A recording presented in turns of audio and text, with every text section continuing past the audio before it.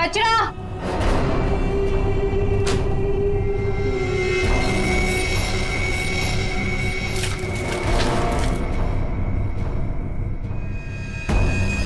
इसको सही जगह फेंकना और संभाल के देना, कोई देखे नहीं। आप चिंता मत कीजिए, मैं सब संभालूंगी।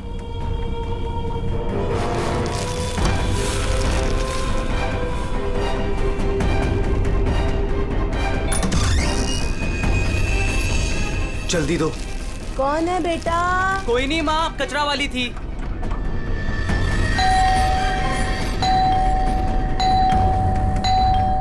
अरे कौन है? कचरा। अरे आ रही हूँ। क्या बैग खराब कर देगी? है? तू कौन है? मैडम, मैं ना नई सफाई वाली है।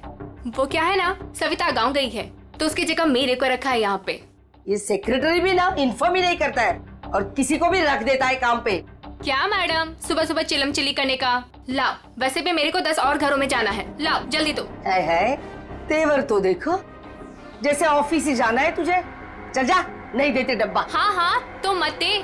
वैसे भी तेरे कचरे से कितनी बदबू आ रही है। अच्छा, परफ्यूम मार के दूं कचरा तुझे? अरे तो मैं मरी नहीं चाह रही हूँ लेने के लिए। बात तो ऐसे करी है जैसे लगता है कचरा नहीं सोना मांग लिया हो। एक मिनट, कहीं आप वही झगड़ालू औरत तो नहीं जो घड़ी घड़ी सबसे झगड़ा करते फिरते रहती है? हाँ, अरे बहुत किस्से सुने हैं आपके बारे में। हाँ। ए लड़की, मुझसे सवाल चला रही है तू? हाँ? औकात क्या है तेरी? क्या हुआ? सुबह सुबह ये चिल्लम चिल्ली क्या चल रही है? देखो ना मैडम, मैं ना नई सफाई वाली कचरा लेने के लिए आई थी। वो सविता ना गाँव गई है, उसकी जगह मेरे को रखा है यहाँ पर। मैडम से कचरा क्या मांग लिया? ऐसा लग रहा है कि इसका कचरा बेच करके कोई सोने का महल बना लेगी मैं। बाबा रे बाबा, कितना झगड़ा करती है ये। ओह, तो इसमें कौन सी नई बात है? सबके साथ झगड़ा करना इनकी पुरानी आदत है। आ गई होशियारी झाड़ने। ए सुन, हमारे फटे में टाउन बताना। Mind your own business. चल। देख रहे हो ना कैसे झगड़ा कर रही है ये। वाह वाह, बड़ी आई। Mind your own business. पहले अपने माइंड का इलाज करा। सबके नाक में दम करके रखा है अपने रोज के झगड़ों की वजह से। भाभी जी please, I am sorry, I am really sorry. आप अंदर जाइए। शोभा, अंदर जाओ।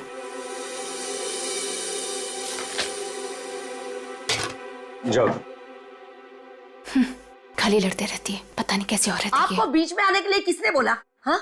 अगर आप बीच में नहीं आते थे ना तो उस रचना की बच्ची को देख लेती थी मैं। मुझे अंदर ले आए सो आए। आपने सॉरी बोला उसे? सॉरी बोला? अरे किससे पूछ के सॉरी बोला? हमेशा से गलत काम करते हो, हमेशा से गलत काम करते रहते हो। हाँ हाँ हाँ, सब हमारी गलती है, हमारी गलती है सब। लोग हमसे बात नहीं करते, लोग हमें देख करके दूर भाग जाते हैं, कोई हमें अपने घर में नहीं बुलाते, सब हमारी गलती है। शोभा प्लीज देखो, शोभा इस तरह से बात बात पे लोगों के साथ झगड़ा करना बंद कर दो। देखो शोभा, तुम जानती हो इस वजह से लोग हमारे घर को कितने बदनाम कर चुके हैं। यहाँ तक कि सोसाइटी वाले पुलिस की धमकी दे चुके हैं। अरे वो क्या पुलिस कंप्लेंट करेंगे, मैं खुद पुलिस स्टेशन जाऊंगी और एक एक को ठीक से देख लूंगी। और आप उनकी साइड ले रहे हो? उनकी? आपको अपनी बीवी की कोई फिक्र नहीं है क्या? हाँ, मैं तो हूँ ही ऐसी, झगड़ालू हूँ। मैंने सबकी नींद हराम करके रखी है। और ये बिल्डिंग वाले, ये तो संत महात्मा है ना। बहू, वो लोग भी गलत हो सकते हैं, लेकिन लोगों से बात करने का एक अलग ही तरीका होता है। आइए आइए, पधारिए। अरे मैं तो वही सोच रही थी कि अब तक आप कैसे नहीं पधारी अपने लाडले की तरफदारी करने के लिए। देखिए माँ जी, एक तो वैसे भी इन्होंने आपको मेरे मत्थे मड़ा है, वो भी मुझसे पूछे बिना। मेहमान बनकर आई हो तो मेहमान बनकर रहो घर में। शोभा, माँ से इस तरह से बात नहीं किया करते। तो आप कहो ना अपनी माँ से कि मुझसे बात ही ना करे। अरे पूरा दिन इनकी सेवा करती रहती हूँ, फिर भी ये सब सुनना पड़ता है। बस मॉम बस, सुबह सुबह दिमाग खराब करके रख दिया है। और अब दादी और डैड से कैसे बात कर रहे हो? क्या ये घर दादी का नहीं है? चुप कर, बदतमीज लड़की। बड़ों के बीच में बात करने से अच्छा है कि तुम अपनी पढ़ाई करो। पर तुम कहाँ पढ़ाई करती हो? पूरा दिन इस मोबाइल और लैपटॉप में घुसी रहती हो। ये किसकी फोटो है? कौन है ये लड़का? तेरा बॉयफ्रेंड तो नहीं है?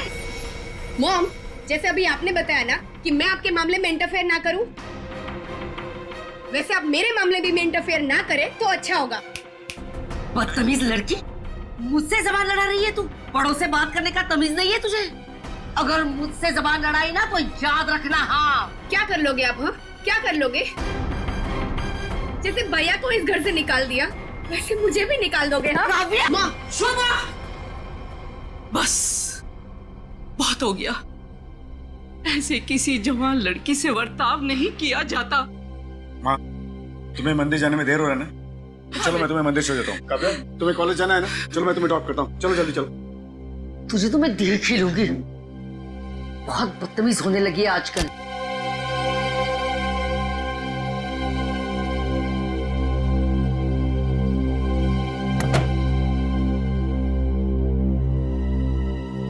आने दो इस बुढ़िया को मंदिर से, दरवाजा ही नहीं खोलूंगी। देखती हूँ अंदर कैसे आती है।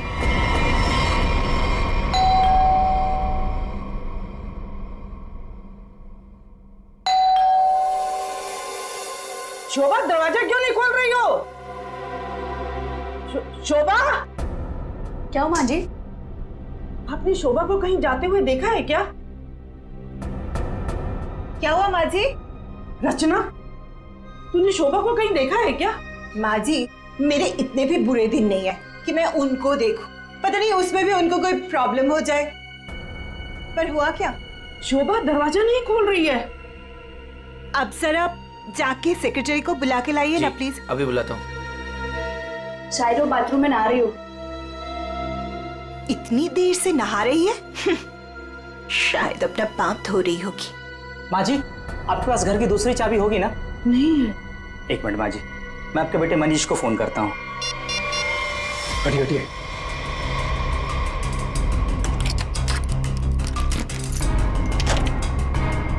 माँ, दरवाजा अंदर से बंद है। अंदर से कैसे बंद है?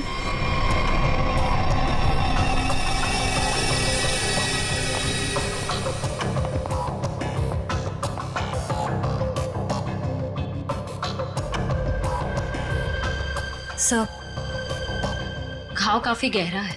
लगता है किसी भारी चीज से वार किया गया।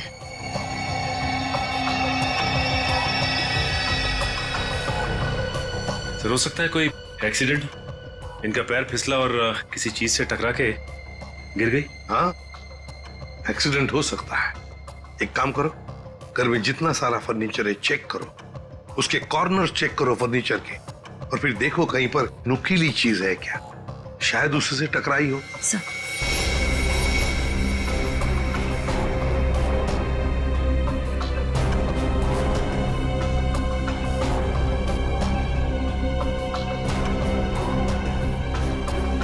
सर।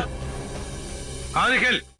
सर, सर टूटा हुआ बांस और सर इस पे खून भी लगा हुआ है। हाँ, लगता है खूनी ने ये बाज बेचारे शोभा के सिर के पीछे मारा है इससे जोर से, और फिर शायद शोभा अपनी जान बचाते बचाते यहाँ से बाहर गई, गिर गई और फिर दम तोड़ दिया होगा। लेकिन सर, दरवाजा तो अंदर से बंद था, कुंडी लगी हुई थी, तो फिर खूनी घर से बाहर गया कैसे होगा? सर, हो सकता है बालकनी से चला गया। नहीं निखिल, इतनी ऊंचाई से कोई बाहर जा ही नहीं सकता है। सर, घर के बाहर सीसीटीवी कैमरा लगा हुआ। बस तो फिर वो सीसीटीवी कैमरा का फुटेज और लॉबी के सीसीटीवी कैमरा का फुटेज सब देख लेते हैं।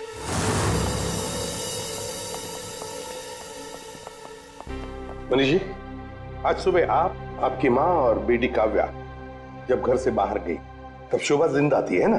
जी सर। मतलब शोभा जी का कत्ल हुआ सुबह 10:30 बजे के बाद में ही। पर काव्या, तुम 11 बजे कॉलेज से वापस क्यों आ गई थी? देखो, चुप रहने का कोई फायदा नहीं है। हमने लॉबी के सीसीटीवी फुटेज में देख लिया है। तुम ठीक 11 बजे बिल्डिंग में अंदर आई थी। काव्या, तुम कॉलेज नहीं गई? वो मेरा फ्रेंड अश्मित हमारी विंग में रहता है, मैं उसी से मिलने वापस आई थी। अपने बॉयफ्रेंड से मिलने गई उसी वक्त जिस वक्त अपनी मां का कत्ल हुआ।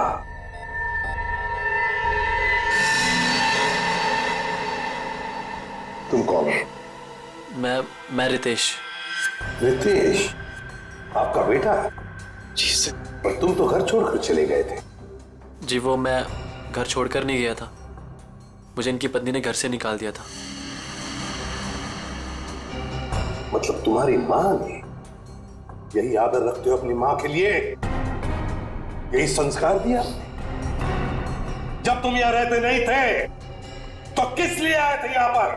जी वो मैं किशोर से मिलने आया था। सर अगर आपने सीसीटीवी फुटेज देखा होगा तो आपने देखा होगा कि मैं अपने डॉग को बाहर घुमाने लेके गया था।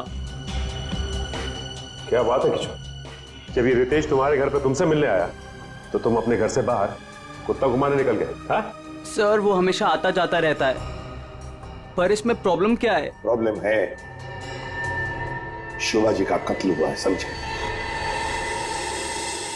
चलो तुम सबकी बातें मान ली, बच्चे बिल्डिंग में आए अपने दोस्तों से मिलने, मगर घर नहीं गए। बिल्डिंग के अंदर बाहर लोग आते जाते रहे, पर शोभा जी के घर के बाहर कोई नहीं आया।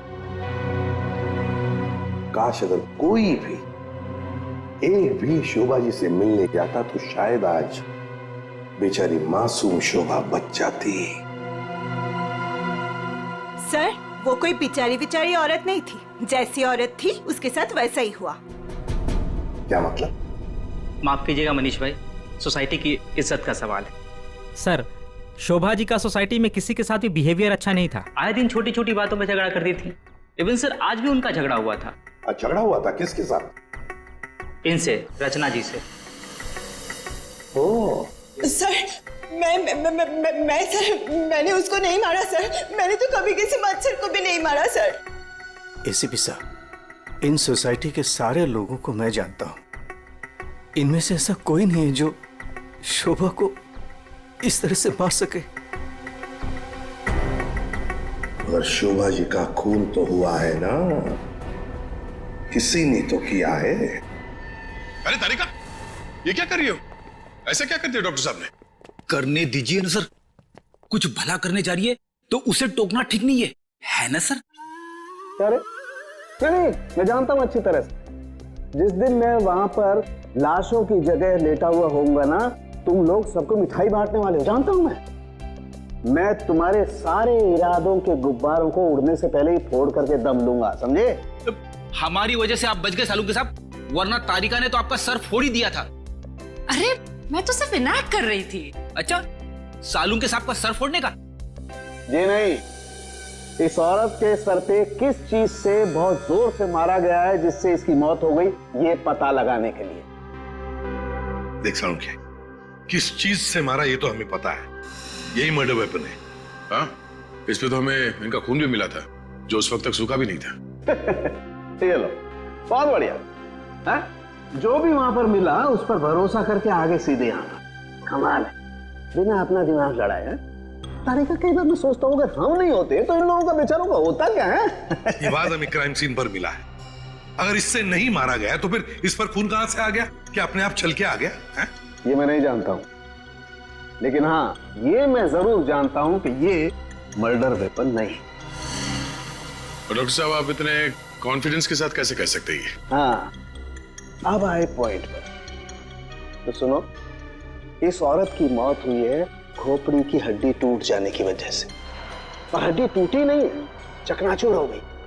और ऐसा तभी हो सकता है जब जबरदस्त तरीके से इस पर वार किया गया, बहुत ज्यादा इंपैक्ट की जरूरत होती है।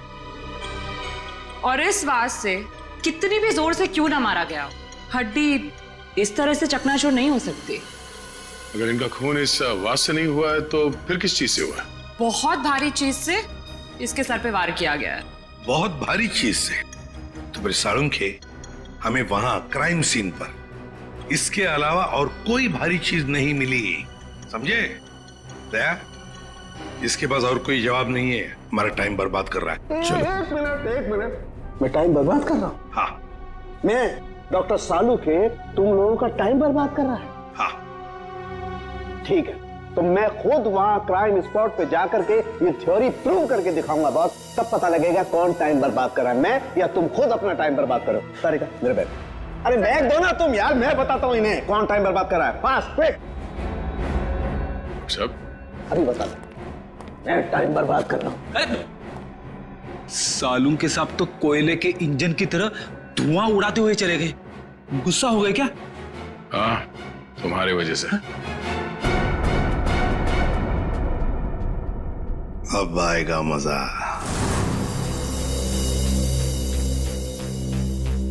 सब कुछ ढूंढ लिया, आप क्या ढूंढेंगे? अपना सर ढूंढो। कहा था ना यार तुमसे, कोई भारी चीज से मारा गया तो भारी चीज ढूंढो ना प्लीज। साहब क्या लगता है, इससे मारा होगा? सर क्या इससे मारा होगा? नहीं, इससे नहीं हो सकता। सर ये देखिए सर, काफी भारी है सर, इससे मारा होगा। सर पे मार के देखो, अगर सर खुल जाएगा तो मान लो। आपके सर पे कैसे मार? शट अप यार सालू की क्यों टाइम बर्बाद कर रहा है हमारा तू? बॉस प्लीज मुझे ढूंढने दो। मैं एक काम करो, आप लोग बैठो, मैं जरा ढूंढता हूँ प्लीज।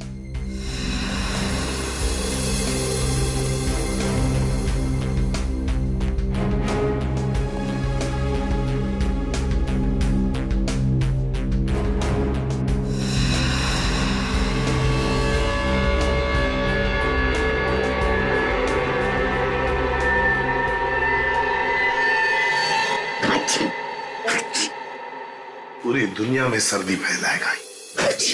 ओए, अरे यार क्या हो गया? सर क्या हुआ, आप इतना चीख क्यों रहे हैं? मसाला मसाला मसाला। हाँ सर, चारों तरफ मसाला गिरा हुआ है और यहाँ पे निशान भी है। लगता है मसाला कूटने का खलबट्टा रखा था यहाँ पे। सर बट्टा तो काफी भारी भी होता है। एक काम करो, आसपास जितने भी घर हैं, सारे के सारे घर चेक करो। श्रेया, दादी माँ को लेकर आओ।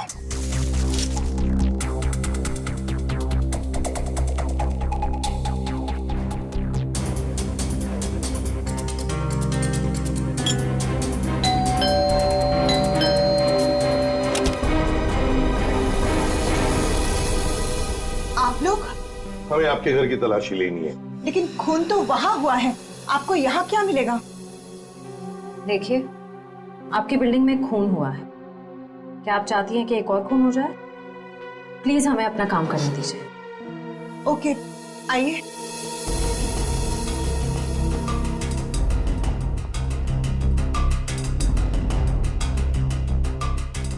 शोभा भी ना मरने के बाद भी मेरी पीछा नहीं छोड़ेगी।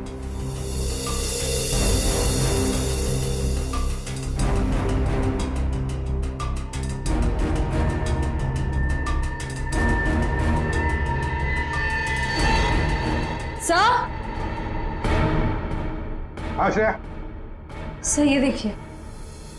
सर ये तो हमारी है। नहीं नहीं, ये तो हमारा है। आंटी जी को कोई गलतफहमी हो रहा है। सर इसके नीचे शोभा का नाम लिखा हुआ है। शोभा? तो क्या आपने इन्हें ये दिया था? नहीं सर, आज सुबह तक तो ये हमारे पास ही था। तो फिर यहाँ कैसे? जरा चेक कर लिया।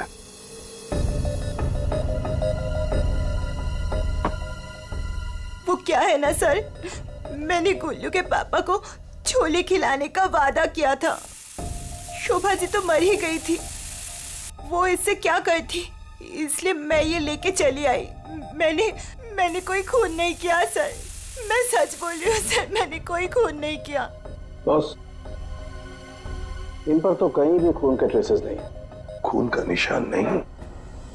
मतलब ये मर्डर वेपन नहीं है? मुझे लगता है शोभा ही हमें बताएगी कि उसका खून कैसे हुआ है और किसने किया।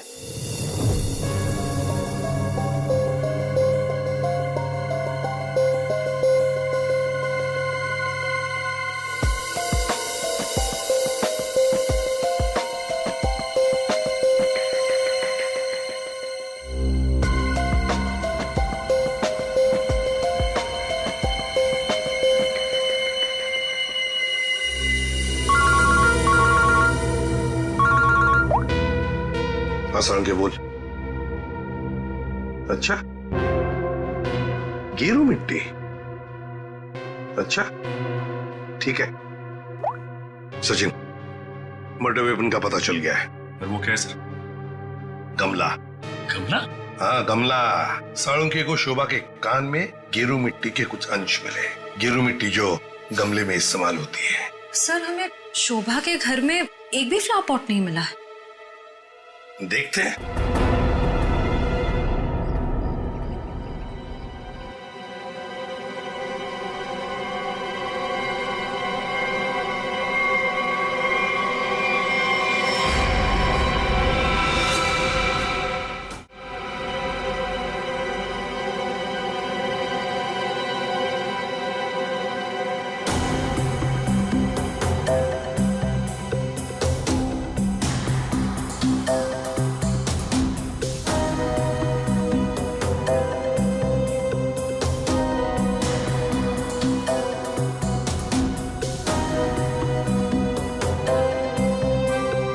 गमला यहीं पर गिरा है। पर सर गमला गया कहाँ? हो सकता है किसी ने साफ कर दिया हो ताकि कोई सुराग न बचे, लेकिन मौत हुई है इस गमले की वजह से ही। लेकिन सर ऐसा कैसे हो सकता है? घर के बाहर लगे सीसीटीवी फुटेज में तो हमने किसी को कमरे के अंदर जाते देखा नहीं। तो फिर शोभा जी के सर पे गमला मारा किसने होगा? वही तो समझ में नहीं आ रहा है सचिन कि गमला मारा किसने, और फिर इतने जोर से मारा है कि किसी इंसान की जान ही चली जाए। हाँ सर, सवाल ये भी है कि बंद कमरे से खूनी बाहर गया कैसे? जमीन चीर के या आसमान फाड़ के? जमीन चीर के तो नहीं निखिल, जमीन चीर के नहीं, आया होगा तो आसमान फाड़ के ही। 1 2 3 4 5 6 7वें मंजिल पर शोभा जी रहती है, वो रही उसकी बालकनी, और बिल्कुल उसी के ऊपर है 8वें मंजिल की बालकनी। चलो चलकर देखते हैं।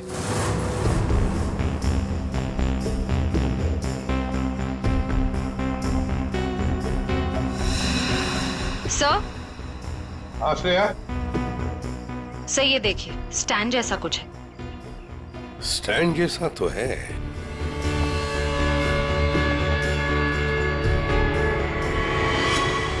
श्रेया, ये गमले का ही स्टैंड है।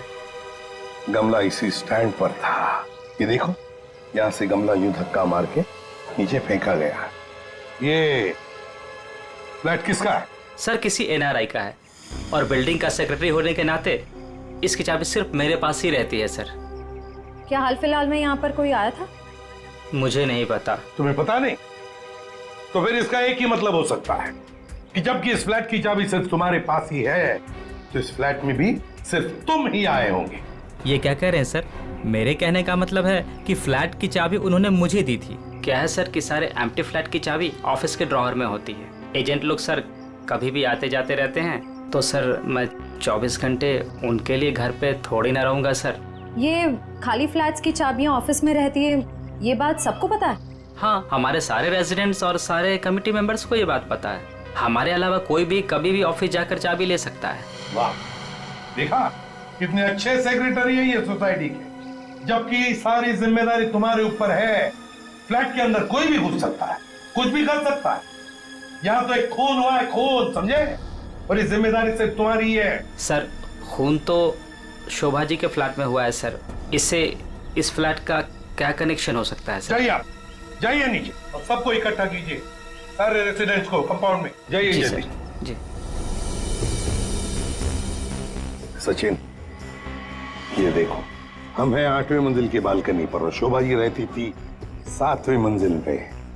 जब शोभा जी वहां अपनी बालकनी से बाहर झुकी होगी किसी काम की वजह से, तब 8वें मंजिल के मतलब यहां से वो गमला शोभा जी के सिर पर मारा गया, ठाम करके ऐसे।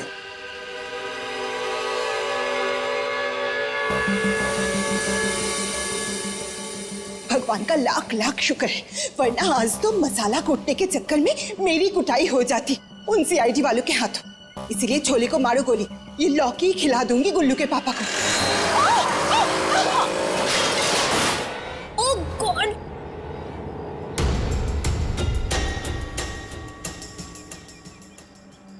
क्या किया? आज तो शायद लॉ के भी नसीब में नहीं है। एक्सक्यूज मी, हाँ गलती आपकी है। एक तो आप मेरे बीचों बीच आ गई, उल्टा आप मुझे सुना रही हैं।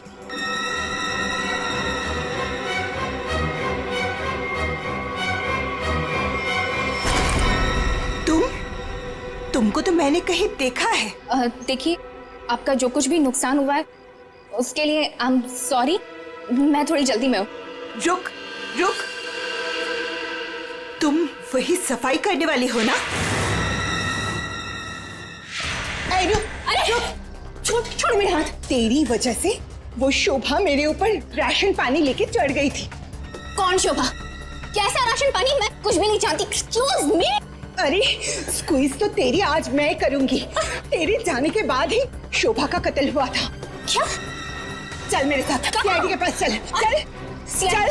हमें उस चीज का पता चल गया है जिससे शोभा जी का खून हुआ है। एसीपी साहब, क्या आप मुझे बता सकते हैं वो कौन सी चीज है जिससे मेरी पत्नी का खून हुआ? Flower pot. Flower pot? जी हाँ, फ्लावर पॉट। बिल्डिंग के 8वें मंजिल पर जो फ्लैट बंद पड़ा है उसके बालकनी के ऊपर रखा गया था ये फ्लावर पॉट और ऊपर से शोभा जी के सिर पर मारा गया। Flower pot. किसने किया ये सब? मुझे नाम बताइए जिसने मेरे परिवार को हमसे छीन लिया। बताइए एसीपी साहब, कौन है वो? ये तो कहना पड़ेगा कि बड़ा चालाक खूनी है ये। बहुत अच्छी तरह से प्लानिंग की थी, लेकिन भूल गया कि कोई भी कातिल कितना भी चाहे चालाक क्यों ना हो, कोई ना कोई गलती तो कर ही जाता है। जानना चाहते हो कौन है वो खूनी? आप में से ही कोई है, आप में से। ये सफाई करने वाली है। आज सुबह जब शोभा का खून हुआ था उससे पहले मैंने इसको बात करते हुए देखा था। अभी भेस बदलकर भाग रही थी। देखिए, मुझे नहीं पता कि ये औरत कब से क्या बकवास किए जा रही है। मैं तो यहाँ पर पहली बार आई हूँ। मेरा हाथ छोड़ो ना। मैं सच बोल रही हूँ, मैंने इससे झगड़ा करते हुए देखा था। मुझे तो लगता है यही खूनी है सर। क्या बकवास किए जा रही हो तुम? हम पता लगा लेंगे। जरा देखिए इस लड़की को और बताइए, क्या आप में से किसी ने इसको देखा है आज सुबह? हाँ सर, मैंने देखा इस लड़की को। सर, ये वही लड़की है जो आज सुबह में शोभा जी के साथ लड़ रही थी। रुक, कहाँ भाग रही है?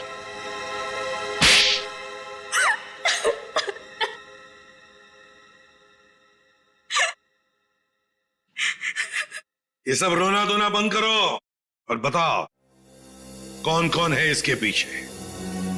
तुम्हारे अकेली का काम नहीं है ये। बताओ जल्दी।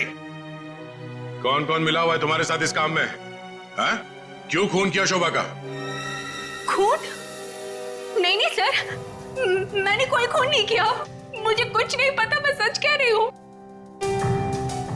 जमाना बड़ा बदल गया है सर। इतनी महंगी घड़ी और ब्रांडेड चप्पलें पहन के घूम रही है। यहां तो सीआईडी में ईमानदारी से काम करने के बाद पिछले 5 साल में ये वाले जूते पहन पाया हूं मैं। हाँ, सच कह रहे हो फ्रेडी। लेकिन ये है ना, मुखौटा पहनी है सफाई कामगार का, है तो कोई और ही। पूर्वी, ऐसे नहीं बताइए। हाँ, बोल नहीं।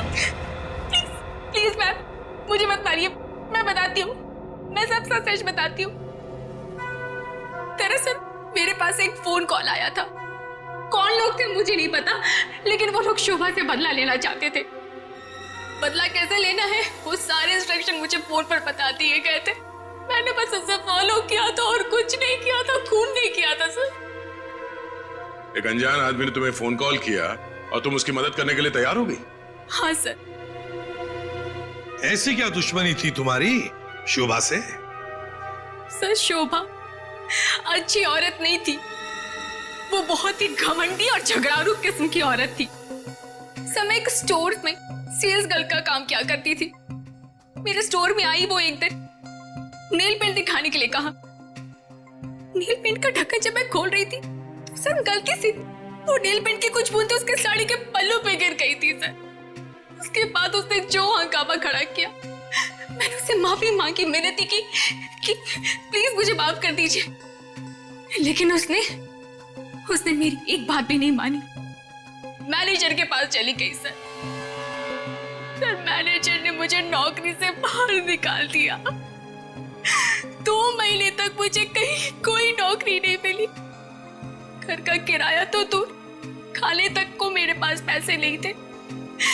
मकान मालिक मेरे सिर पर चढ़ करके मुझे परेशान करने लगा, कहा कि निकलो मेरे घर से। सर, उसने मेरी पूरी जिंदगी तबाह कर दी। फिर मैंने ठान लिया था कि उस शोभा से मैं बदला जरूर लूंगी।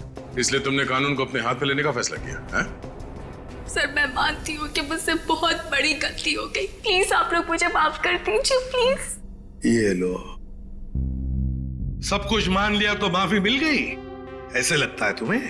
है? तुम्हारी सजा हम कम कर सकते हैं, मगर एक शर्त पर। हाँ सर, मुझे आप लोगों की सारी शर्त मंजूर है। बताइए मुझे क्या करना होगा। तो ये बताओ कि फोन पे एग्जैक्टली क्या इंस्ट्रक्शन दिए गए थे तुम्हें? मुझे बस वो फ्लावर पॉट गिरने के बाद उसे साफ करने के लिए कहा गया था। वो फ्लावर पॉट जैसे बालकनी से शोभा के सर से टकराकर नीचे गिरा, तो मेरे पास उसे झट से साफ करके वहां से मैं निकल गई। बस यही किया था मैंने। वो फ्लावर पॉट किसने फेंका था? Flower pot? नहीं, किसी ने फेंका नहीं था। किसी ने नहीं फेंका? ये कैसे हो सकता है? कोई तो ऊपर था फेंकने वाला। नहीं सर, मैं सच कह रही हूँ, वहाँ पर कोई नहीं था। वो फ्लावर पॉट अपने आप गिरा था। कौन था ऊपर? यकीन कीजिए, मैं क्यों झूठ बोलूंगी आप लोगों से।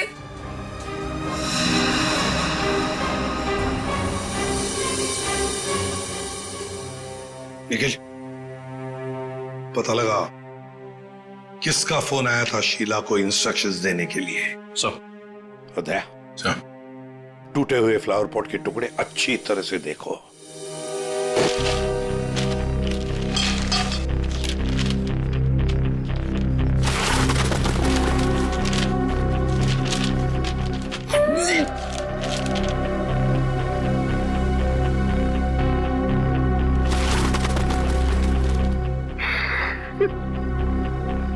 सीआईडी पे इतने साल काम करके यही इज्जत मिली। क्या हुआ पंकज सर? कोई इज्जत चाहिए आपको? नहीं, वो सर, इसमें सिर्फ सड़ा हुआ कचरा है सर, और कुछ भी नहीं है सर। यहाँ पे थोड़ी देर और खड़ा रहा ना तो मैं बदबू के मारे शहीद हो जाऊंगा सर। कुछ नहीं होगा तुम्हें, काम पे ध्यान दो।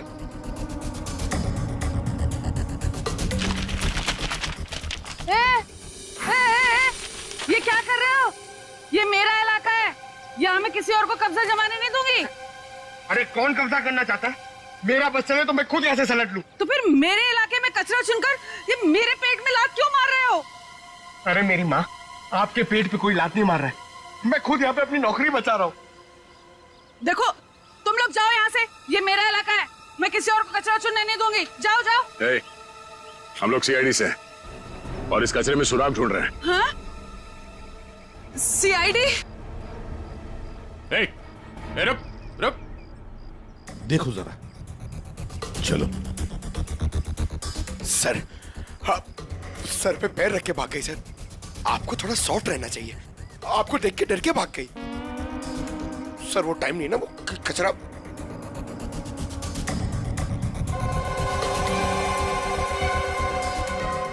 सर, हाँ? ये देखिए, ये कुछ गमले के टुकड़े मिले हैं।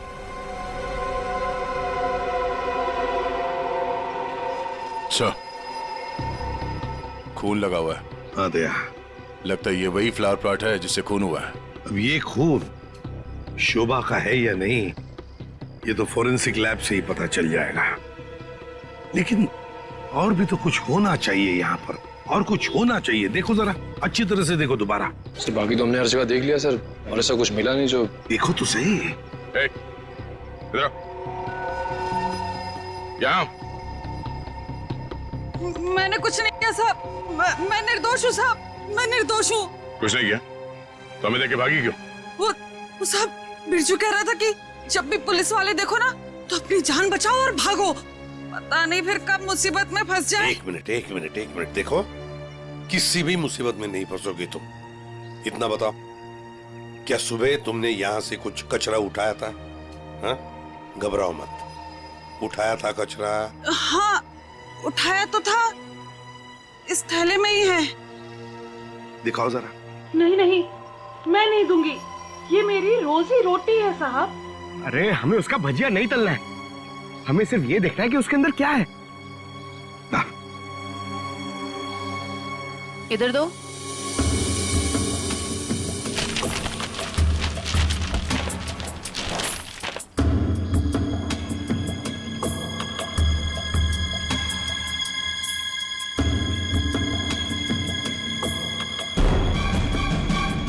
खिलौने का बॉक्स है सर, एड्रेस भी लिखा हुआ है। ओह, तो ये है खूनी।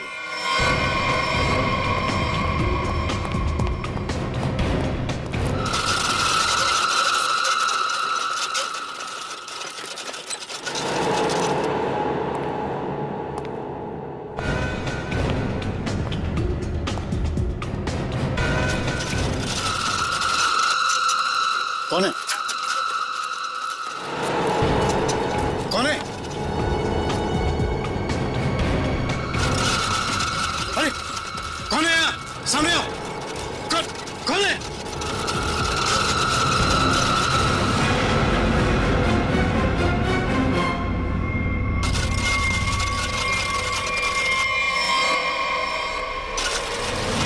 मनीष बाबू,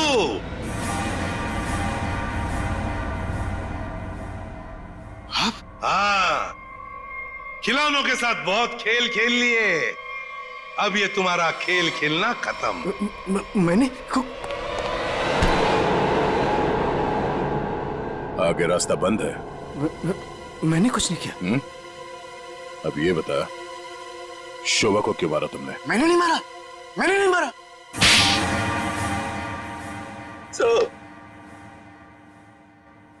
शोभा एक झगड़ालू औरत थी साहब, झगड़ालू औरत। हमेशा गालियां देती थी साहब, हर छोटी मोटी बात पे चिल्लाती थी, भद्दी भद्दी गालियां देती थी। आतंक था साहब उसका एक।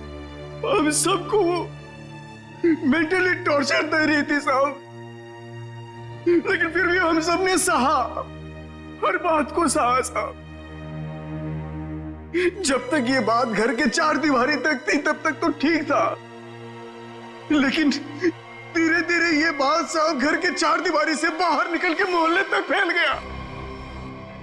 आए दिन लोग पड़ोसी हमारे पास आते थे कंप्लेन लेकर के, शोभा ने किसी का झगड़ा किया, मारपीट किया। तंग आ चुके थे साहब हम लोग, तंग आ चुके थे।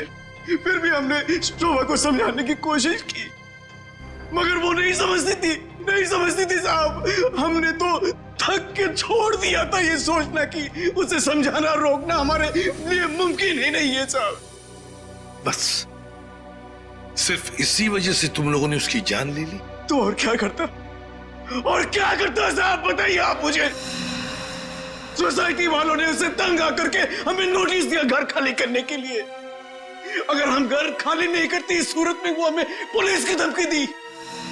अगर ऐसा था तो डिवोर्स दे देते उसे मारने की क्या जरूरत थी? उसकी भी कोशिश की थी साहब, मैंने की थी मैंने, मगर उसने मुझे धमकी दी थी कि अगर मैंने उसे डिवोर्स दिया तो वो मुझे कोर्ट में घसीट के ले जाएगी। मेरे ऊपर डोमेस्टिक वायलेंस का इल्जाम लगाकर वो मेरे ऊपर केस करने वाली थी साहब। मैं मजबूर था, कुछ नहीं कर पाया साहब।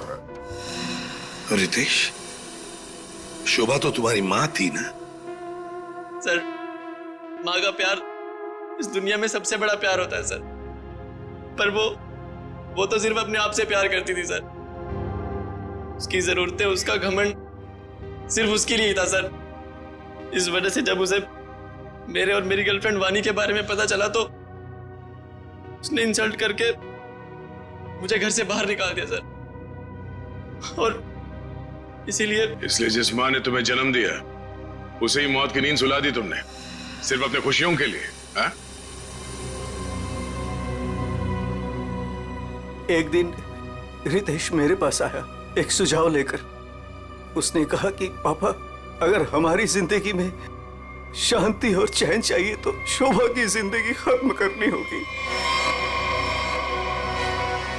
और इसके लिए तुमने अपने पड़ोसी किशोर और नवीन की मदद ली, जो शोभा के दुश्मन थे उसके बर्ताव की वजह से। हाँ, सिर्फ इनको ही नहीं रहा, इन्होंने बाकी सारे लोगों से भी कांटेक्ट किया जिनका कोई ना कोई झगड़ा था शोभा के साथ। उन सबको अपने प्लान में शामिल कर लिया, शोभा को मारने के प्लान में। शीला के बारे में तुम्हें कैसे पता चला?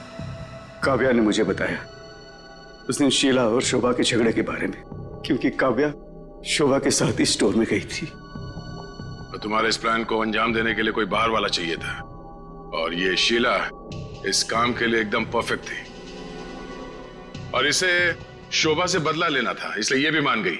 है? वैसे सारी प्लानिंग की कैसे तुम लोगों ने, बताओ जरा। नवीन ने ऑनलाइन पर ट्रॉली बुक की थी। डिलीवरी होने के बाद वो ट्रॉली और रिमोट वाणी को दिया था। वाणी पेशे से इंजीनियर है साहब।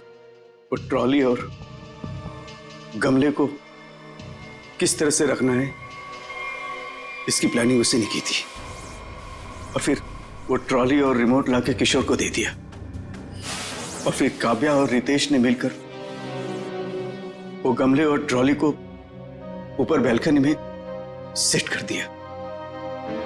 तुम्हें कैसे पता चला कि ये शोभा बालकनी में किस वक्त आने वाली, कितने बजे? साहब, हर रोज सुबह 10 बजे एक भाजी वाला ठेला लेकर के हमारे बिल्डिंग के नीचे आता है, और शोभा उस पर बैल्कनी में खड़े होकर के खड़ी खोटी सुनाती थी साहब, चिल्लाती थी, झगड़ती थी उससे। बस मुझे उसी मौके का इत्तला था।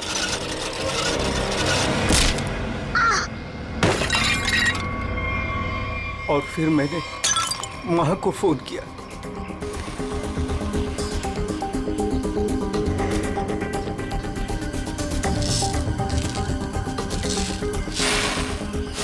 कभी एक बार भी नहीं सोचा कि शोभा के ऐसे स्वभाव के पीछे कोई वजह हो, कोई कारण हो सकता है उसे कोई दिमागी बीमारी हो जिसका इलाज हो सके? नहीं सोचा। तुम सब ने सिर्फ अपने ही बारे में सोचा, तंग आ गए उसके स्वभाव से, इलाज नहीं किया उसका, बस जान ले ली उसकी। कानून तुम सबको कड़ी से कड़ी सजा देगा।